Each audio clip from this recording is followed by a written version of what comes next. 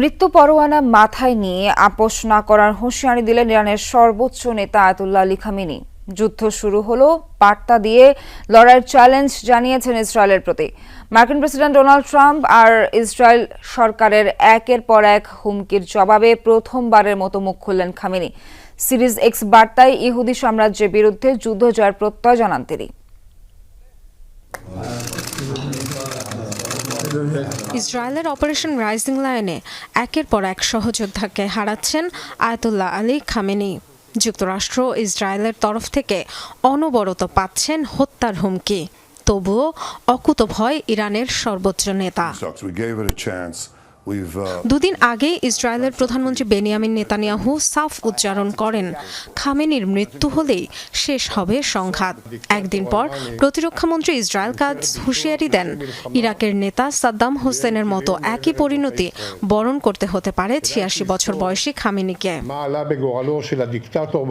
হুমকি এসেছে যুক্তরাষ্ট্রের তরফ থেকেও।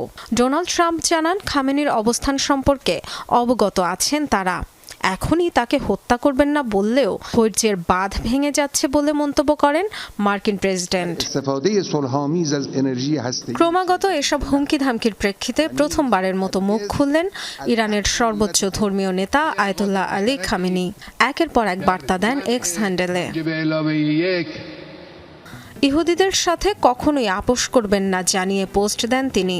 ইসরায়েলিদের কোনো ছাড় দেয়া হবে না বলেও জানান।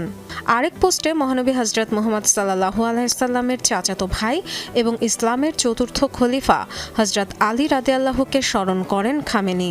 বলেন, সম্মানিত হায়দারের নামে যুদ্ধ শুরু হলো। নিজের তলোয়ার জুলফিকার নিয়ে খাইবারে ফিরছেন আলী। আরবে ইহুদিদের শক্ত অবস্থান ছিল খাইবারে। ইসলামের ইতিহাসের অত্যন্ত গুরুত্বপূর্ণ এক যুদ্ধের পর অঞ্চলটি জয় করেছিলেন ইমাম হযরত আলী রাদিয়াল্লাহু, হায়দার নামেও যিনি পরিচিত। আরেক পোস্টে কুরআনের আয়াত তুলে ধরেন ইরানের সর্বোচ্চ নেতা। প্রত্যয় জানান, আল্লাহর ইচ্ছায় ইহুদি সাম্রাজ্যের বিরুদ্ধে জয়ী হবে Islamic republic. Dorothy Tasrin, Jamuna news.